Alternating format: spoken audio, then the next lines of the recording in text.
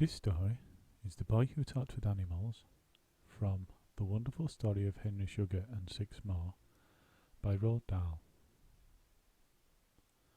Not so long ago, I decided to spend a few days in the West Indies. I was to go there for a short holiday. Friends had told me it was marvellous. I would laze around all day, they said, sunning myself on the silver beaches and swimming in the warm green sea. I chose Jamaica and flew direct from London to Kingston. The drive from Kingston Airport to my hotel on the North Shore took 2 hours. The island was full of mountains, and the mountains were covered all over with dark, tangled forests. The big Jamaican who drove the taxi told me that up in the forest lived whole communities of diabolical people who still practiced voodoo and witch doctory and other magic rites. "Don't ever go up into those mountain forests," he said, rolling his eyes. "There's things happening up there that'd make your hair turn white in a minute." "What sort of things?" I asked him. "It's better you don't ask," he said. "It don't pay even to talk about it," and that's all he would say on the subject. My hotel lay on the edge of a pearly beach, and the setting was even more beautiful than I had imagined. But the moment I walked in through those big open front doors, I began to feel uneasy. There was no reason for this. I couldn't see anything wrong, but the feeling was there, and I couldn't shake it off. There was something weird and sinister about the place. Despite all the loveliness and the luxury, there was a whiff of danger that hung and drifted in the air like poisonous gas.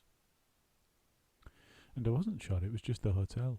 The whole island, the mountains and the forests, the black rocks along the coastline and the trees cascading with the brilliant scarlet flowers, all these and many other things made me feel uncomfortable in my skin. There was something malignant crouching underneath the surface of this island. I could sense it in my bones. My room in the hotel had a little balcony, and from there I could step straight down onto the beach. There were tall coconut palms growing all around, and every so often an enormous green nut the size of a football would fall out of the sky and drop with a thud on the sand. It was considered foolish to linger underneath a coconut palm, because if one of those things landed on your head, it would smash your skull. The Jamaican girl who came in to tidy my room told me that a wealthy American called Mr. Wasserman had met his end in precisely this manner only 2 months before. "You're joking," I said to her. "Not joking," she cried. "No, sir. I sees it happening with my very own eyes." "But wasn't there a terrific fuss about it?" I asked.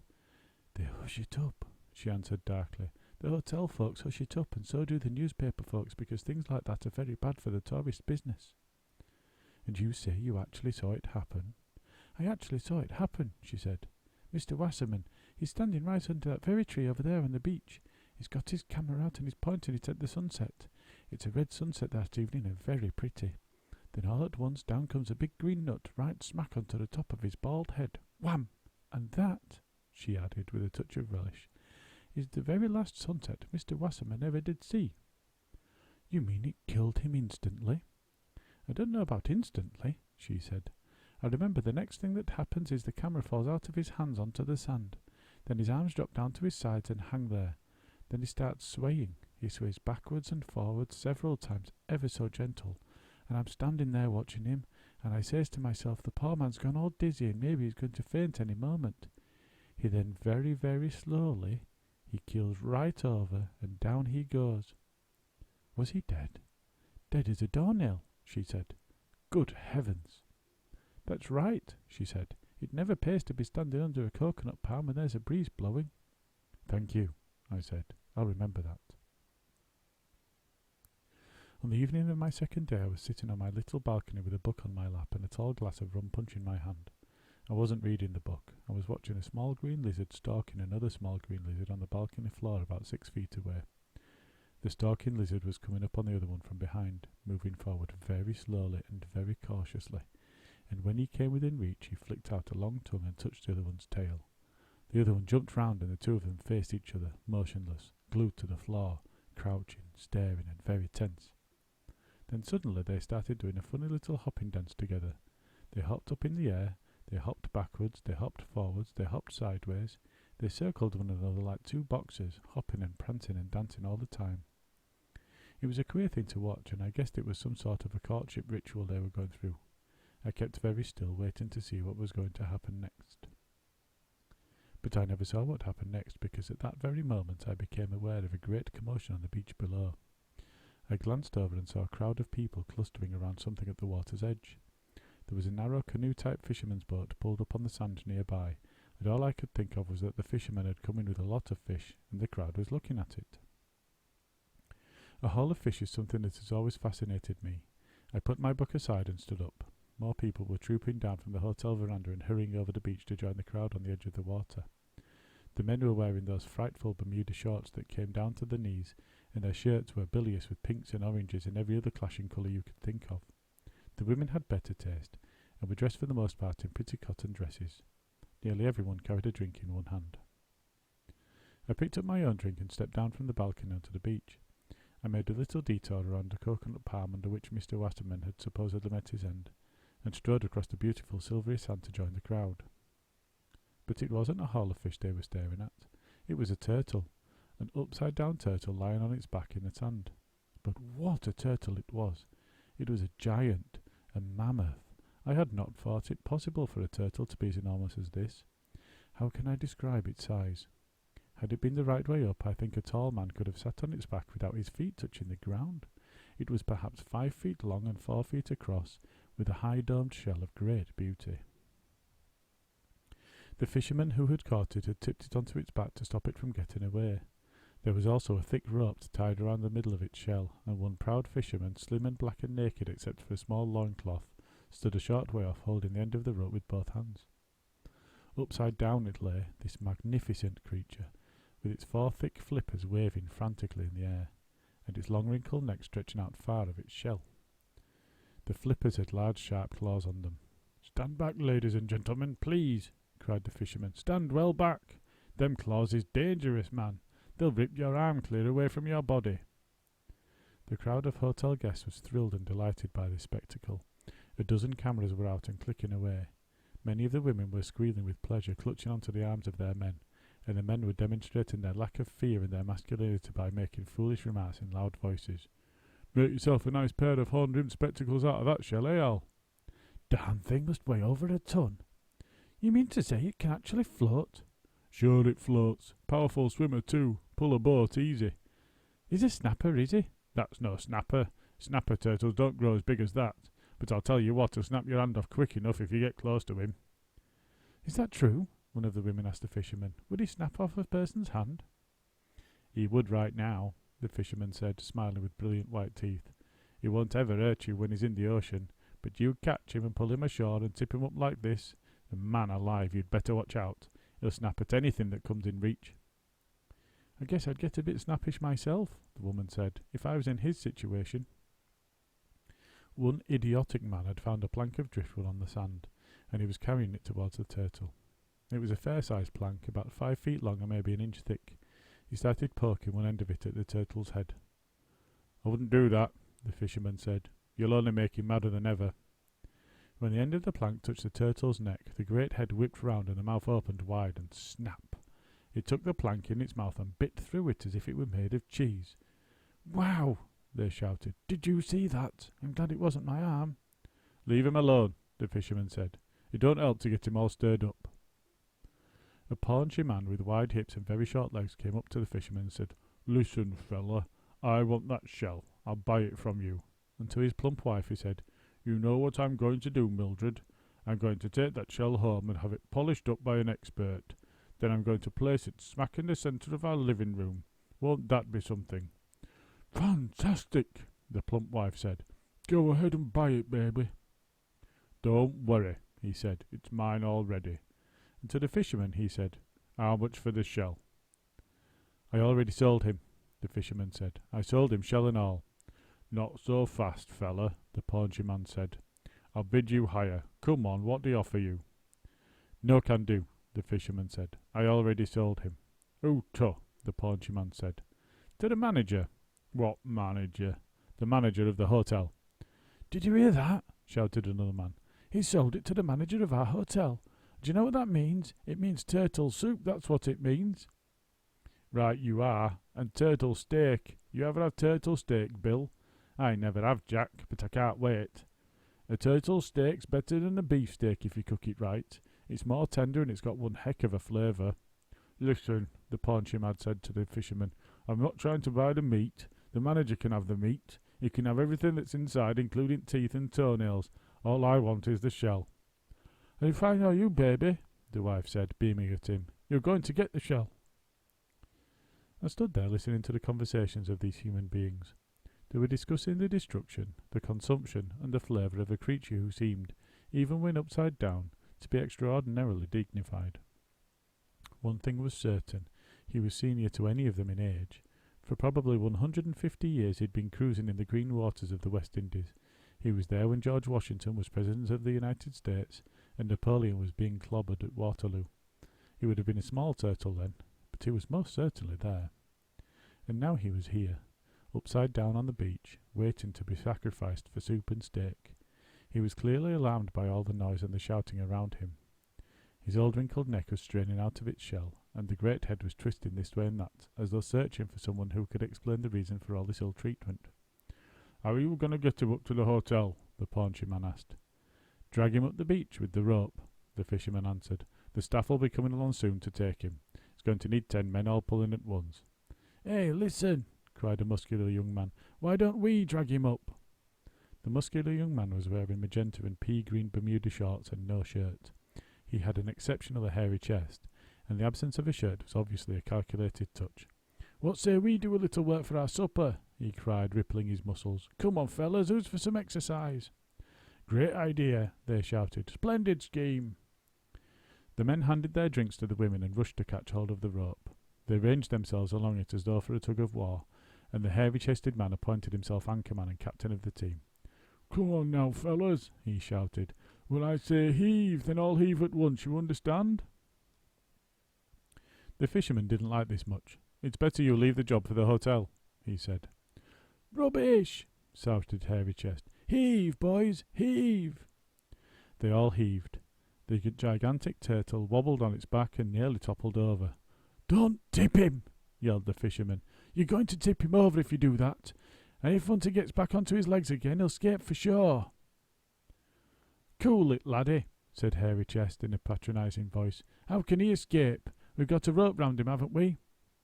"The old turtle will drag the whole lot of you away with him if you give him a chance," cried the fisherman. "He'll drag you out into the ocean, every one of you." "Heave!" shouted Hairy Chest, ignoring the fisherman. "Heave, boys, heave!" And now the gigantic turtle began very slowly to slide up the beach toward the hotel, toward the kitchen, toward the place where the big knives were kept.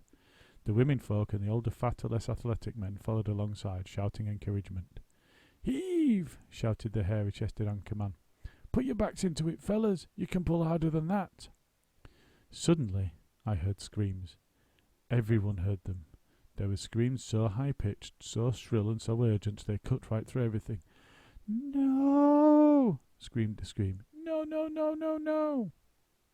The crowd froze. The tug-of-war men stopped tugging and the onlookers stopped shouting, and every single person present turned towards the place where the screams were coming from. Half walking, half running down the beach from the hotel, I saw 3 people, a man, a woman, and a small boy. They were half running because the boy was pulling the man along. The man had the boy by the wrist trying to slow him down, but the boy kept pulling. At the same time he was jumping and twisting and wriggling and trying to free himself from the father's grip. It was the boy who was screaming. "Don't!" he screamed. "Don't do it! Let him go! Please let him go!" The woman, his mother, was trying to catch hold of the other boy's arm to help restrain him, but the boy was jumping about so much she didn't succeed. "Let him go!" screamed the boy. "It's horrible what you're doing. Please let him go." "Stop that, David," the mother said, still trying to catch the other arm. "Don't be so childish. You're making a perfect fool of yourself." "Daddy!" the boy screamed. "Daddy, tell them to let him go." "I can't do that, David," the father said. "It isn't any of our business." The tug-of-war pullers remained motionless, still holding the rope with the gigantic turtle on the end of it. Everyone stood silent and surprised, staring at the boy. They were all a bit off balance now. They had the slightly hangdog air of people who had been caught doing something that was not entirely honourable. "Come on now, David," the father said, pulling against the boy. "Let's go back to the hotel and leave these people alone." "I'm not going back," the boy shouted. "I don't want to go back. I want them to let it go." "Now, David," the mother said. "Beat it, kid," the hairy-chested man told the boy. "You're horrible and cruel," the boy shouted. "All of you are horrible and cruel." He threw the words high and shrill at the 40 or 50 adults standing there on the beach, and nobody, not even the hairy-chested man, answered him this time. "Why don't you put him back in the sea?" the boy shouted. "He hasn't done anything to you. Let him go." The father was embarrassed by his son, but he was not ashamed of him. "He's crazy about animals," he said, addressing the crowd. "Back home he's got every kind of animal under the sun. He talks with them." "He loves them," the mother said.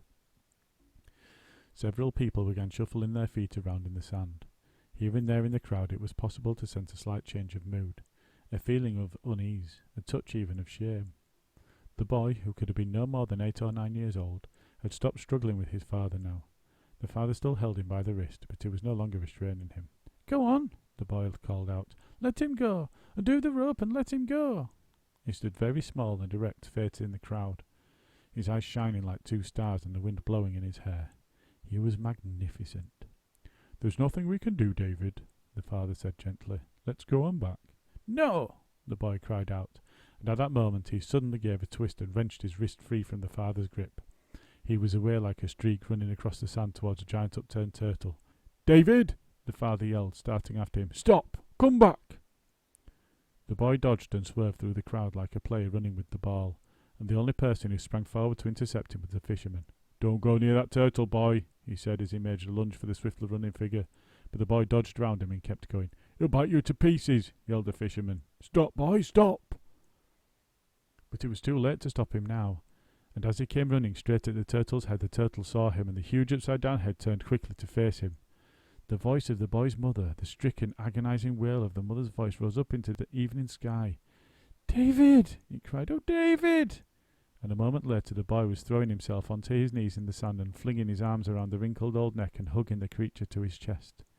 The boy's cheek was pressing against the turtle's head and his lips were moving, whispering soft words that nobody else could hear. The turtle became absolutely still. Even the giant flippers stopped waving in the air. A great sigh, a long, soft sigh of relief went up from the crowd. Many people took a pace or two backwards as though trying to perhaps get a little further away from something that was beyond their understanding. But the father and mother came forward together and stood about 10 feet away from their son. "Daddy!" the boy cried out, still caressing the old brown head. "Please do something, Daddy. Make them let him go." "Can I be of any help here?" said a man in a white suit who had just come down from the hotel. This, as everyone knew, was Mr. Edwards, the manager. He was a tall, beak-nosed Englishman with a long pink face. "What an extraordinary thing," he said, looking at the boy and the turtle. "He's lucky he hasn't had his head bitten off." And to the boy he said, "You'd better come away from that thing there now, sonny. It's dangerous." "I want them to let him go," cried the boy, still cradling the head in his arms. "Tell them to let him go." "You realize he could be killed at any moment?" the manager said to the boy's father. "Leave him alone," the father said. "Rubbish," the manager said. "Go in and grab him, but be quick and be careful." "No," the father said. "What do you mean, no?" said the manager. "These things are lethal. Don't you understand that?" "Yes," the father said. "Then for heaven's sake, man, get him away," cried the manager. "There's going to be a very nasty accident if you don't." "Who owns it?" the father said. "Who owns the turtle?" "We do," the manager said. "The hotel has bought it." "Then do me a favour," the father said. "Let me buy it from you." The manager looked at the father, but said nothing. "You don't know my son," the father said, speaking quietly. "He'll go crazy if it's taken up to the hotel and slaughtered. He'll become hysterical." "Just pull him away," the manager said, "and be quick about it." "He loves animals," the father said. "He really loves them. He communicates with them." The crowd was silent, trying to hear what was being said. Nobody moved away. They stood as though hypnotized. "If we let it go," the manager said, "they'll only catch it again." "Perhaps they will," the father said. "But those things can swim." "I know they can swim," the manager said. "They'll catch him all the same. This is a valuable item. You must realize that. The shell alone is worth a lot of money." "I don't care about the cost," the father said. "Don't worry about that. I want to buy it." The boy was still kneeling in the sand beside the turtle, caressing its head. The manager took a handkerchief from his breast pocket and started wiping his fingers. He was not keen to let the turtle go. He probably had the dinner menu already planned. On the other hand, he didn't want another gruesome accident on his private beach this season. Mr. Wasserman and the coconut, he told himself, had been quite enough for 1 year, thank you very much. The father said, I would deem it a great personal favour, Mr. Edwards, if you would let me buy it, and I promise you won't regret it. I'll make quite sure of that. The manager's eyebrows went up just a fraction of an inch. He had got the point. He was being offered a bribe. That was a different matter. For a few seconds he went on wiping his hands with the handkerchief. Then he shrugged his shoulders and said, "Well, I suppose it will make your boy feel better." "Thank you," the father said. "Oh, thank you," the mother cried. "Thank you so very much." "Willie," the manager said, beckoning to the fisherman. The fisherman came forward. He looked thoroughly confused. "I never seen anything like this before in my whole life," he said. "This old turtle was the fiercest I ever caught. He fought like a devil when we brought him in. It took all 6 of us to land him. That boy's crazy." "Yes, I know," the manager said, "but now I want you to let him go." "Let him go?" the fisherman cried aghast. "You mustn't ever let this one go, Mr. Edwards. He's broke the record. He's the biggest turtle ever been caught on this island, easily the biggest. And what about our money?" "You'll get your money. I got the other 5 to pay off as well," the fisherman said, pointing down the beach. About 100 yards down, on the water's edge, 5 black-skinned, almost naked men were standing beside a second boat. "All 6 of us are in on this, equal shares," the fisherman went on. "I can't let him go till we got the money." "I guarantee you'll get it," the manager said. "Isn't that good enough for you?" "I'll underwrite to that guarantee," the father of the boy said, stepping forward, "and there'll be an extra bonus for all 6 of the fishermen, just as long as you let him go at once. I mean immediately, this instant." The fisherman looked at the father, then he looked at the manager. "Okay," he said, "if that's the way you want it." "There's one condition," the father said. "Before you get your money, you must promise you won't go straight out and try to catch him again. Not this evening, anyway. Is that understood?" "Sure," the fisherman said. "That's a deal." He turned and ran down the beach, calling to the other 5 fishermen. He shouted something to them that we couldn't hear, and in a minute or two all 6 of them came back together. 5 of them were carrying long, thick wooden poles. The boy was still kneeling beside the turtle's head. "David," the father said to him gently, "it's all right now, David. They're going to let him go." The boy looked round, but he didn't take his arms from around the turtle's neck, and he didn't get up. "When?" he said. "Now," the father said. "Right now, so you'd better come away." "You promise?" the boy said. "Yes, David, I promise." The boy withdrew his arms. He got to his feet. He stepped back a few paces. "Stand back, everyone!" shouted the fisherman, called Willie. "Stand right back, everybody, please!" The crowd moved a few yards up the beach. The tug-of-war men let go the rope and moved back with the others. Willie got down on his hands and knees and crept very cautiously up to one side of the turtle. Then he began untying the knot in the rope. He kept well out of the range of the big flippers as he did this. When the knot was untied, Willie crawled back. Then the 5 other fishermen stepped forward with their poles. The poles were about 7 feet long and immensely thick. They wedged them underneath the shell of the turtle and began to rock the great creature from side to side on its shell. The shell had a high dome as well shaped for rocking.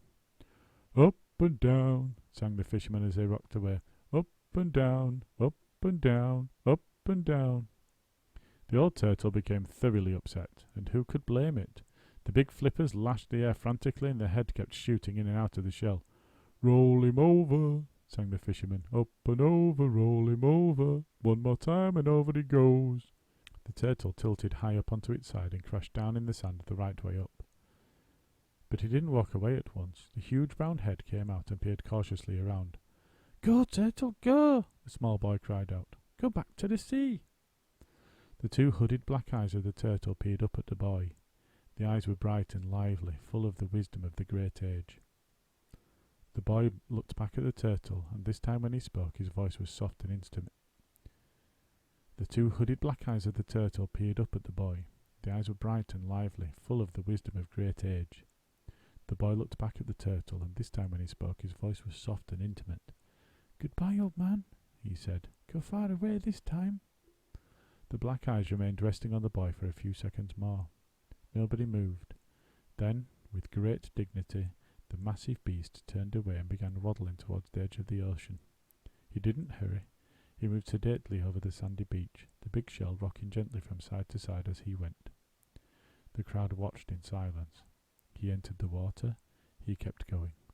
Soon he was swimming. He was in his element now. He swam gracefully and very fast with the head held high. The sea was calm, and he made little waves that fanned out behind him on both sides like the waves of a boat. It was several minutes before we lost sight of him, and by then he was halfway to the horizon. The guests began wandering back towards the hotel. They were curiously subdued. There was no joking or bantering now, no laughing. Something had happened. Something strange had come fluttering across the beach. I walked back to my small balcony and sat down.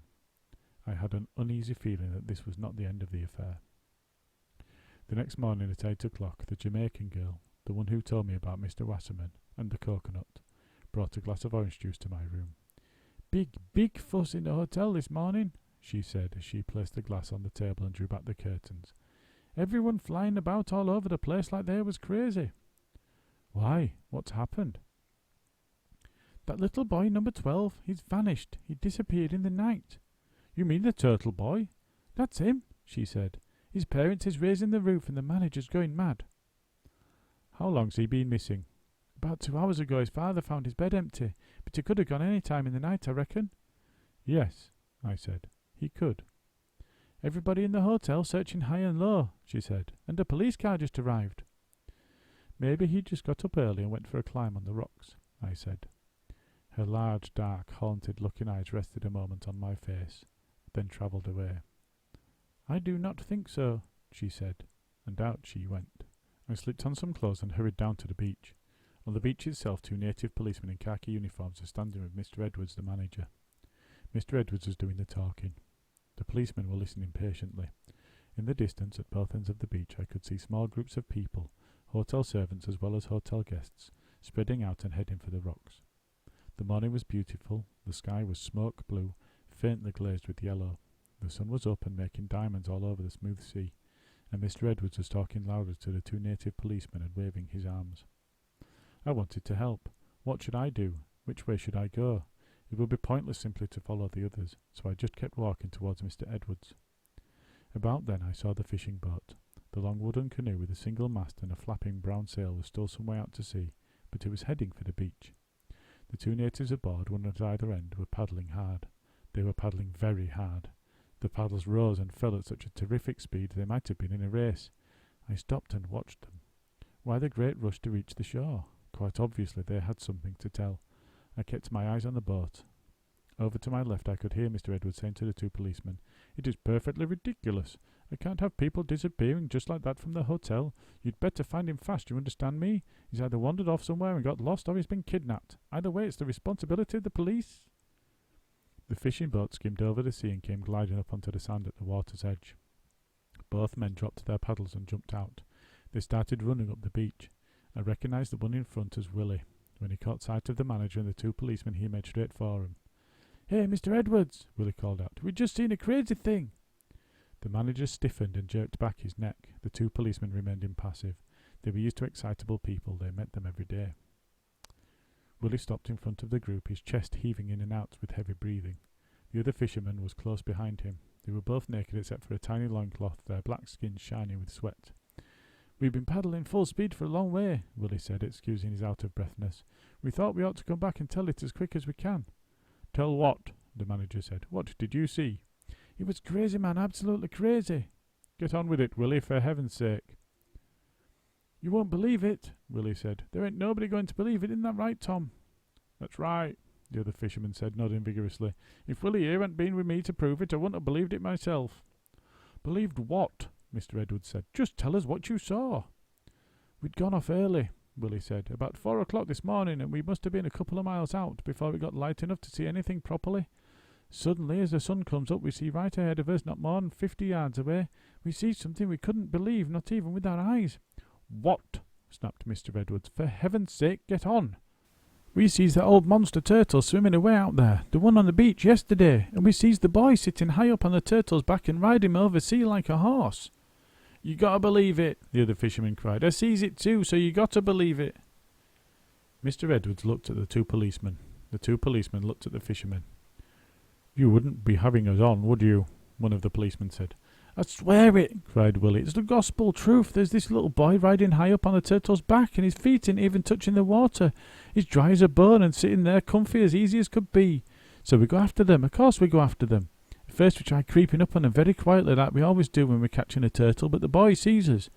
We aren't very far away at this time, you understand. No more than from here to the edge of the water. When the boy sees us, he sort of leans forward as if he's saying something to that old turtle, and the turtle's head comes up and he starts swimming like the clappers of hell. Man, could that turtle go! Tom and me can paddle pretty quick when we want to, but we've no chance against that monster, no chance at all. He's going at least twice as fast as we are, easy twice as fast. What do you say, Tom? I'd say he's going 3 times as fast, Tom said, and I'll tell you why. In about 10 or 15 minutes they're a mile ahead of us. Why on earth didn't you call out to the boy? The manager asked. Why didn't you speak to him earlier on when you were closer? We never stop calling out, man, Willie cried. As soon as the boy sees us and we're not trying to creep up on him any longer, then we start yelling. We yell everything under the sun at that boy to try and get him aboard. Hey, boy, I yell at him. You're going to come back on with us. We'll give you a lift home. That ain't no good what you're doing there, boy. Jump off and swim while you got the chance and we'll pick you up. Go on, boy, jump. Your mammy must be waiting for you at home, boy, so why don't you come on with us? And once I shouted at him, Listen, boy, we're going to make you a promise. We promise not to catch a old turtle if you come with us. Did he answer you at all? The manager asked. He never even looked round, Willie said. He sits high up on that shell and he's sort of rocking backwards and forwards with his body, just like he's urging the old turtles go faster and faster. You're going to lose that little boy, Mr. Edwards, unless someone gets out there real quick and grabs him away. The manager's normally pink face had turned white as a paper. Which way were they heading? He asked sharply. North, Willie answered. Almost due north. Right, the manager said. We'll take the speedboat. I want you with us, Willie, and you, Tom. The manager, the 2 policemen and the 2 fishermen ran down to where the boat that was used for water skiing lay beached on the sand. They pushed the boat out and even the manager lent a hand, wading up to his knees in well-pressed white trousers. Then they all climbed in. I watched them go zooming off. 2 hours later I watched them coming back. They had seen nothing. All through that day, speedboats and yachts from other hotels along the coast searched the ocean. In the afternoon the boy's father hired a helicopter. He rode in it himself and they were up there 3 hours. They found no trace of the turtle or the boy. For a week the search went on, but with no result. And now nearly a year has gone by since it happened. In that time there has been only one significant bit of news. A party of Americans out from Nassau in the Bahamas were deep-sea fishing off a large island called Eleuthera. There are literally thousands of coral reefs and small uninhabited islands in this area, and upon one of these tiny islands the captain of the yacht saw through his binoculars the figure of a small person. There was a sandy beach on the island and the small person was walking on the beach. The binoculars were passed round and everyone who looked through them agreed that it was a child of some sort. There was, of course, a lot of excitement on board and the fishing lines were quickly reeled in. The captain steered the yacht straight for the island. When they were half a mile off they were able, through the binoculars, to see clearly that the figure on the beach was a boy. And although sunburnt, he was almost certainly white-skinned, not a native. At that point the watchers on the yacht also spotted what looked like a giant turtle on the sand near the boy. What happened next happened very quickly. The boy, who had probably caught sight of the approaching yacht, jumped on the turtle's back and the huge creature entered the water and swam at great speed around the island and out of sight. The yacht searched for 2 hours, but nothing more was seen either of the boy or the turtle. There is no reason to disbelieve this report.